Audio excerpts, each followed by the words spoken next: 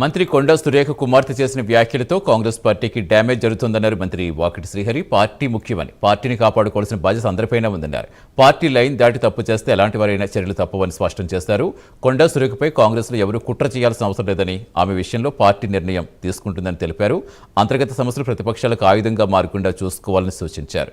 చిన్నారెడ్డికి నోటీసులు ఇచ్చారని, బీసీలపైనే కుట్ర జరుగుతుందనే ప్రచారం అవాస్తవమన్నారు మంత్రి వాకిటి శ్రీహరి.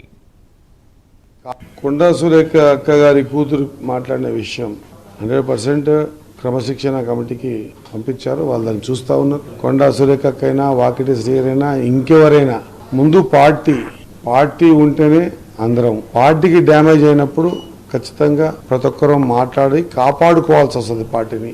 నాకు తెలిసి పార్టీ లేకపోతే మేము ఎవరో ఉండం కాబట్టి పార్టీ అనే చెట్టు కిందనే మనం అందరం ముందుకు సాగుతూ ఉన్నాం.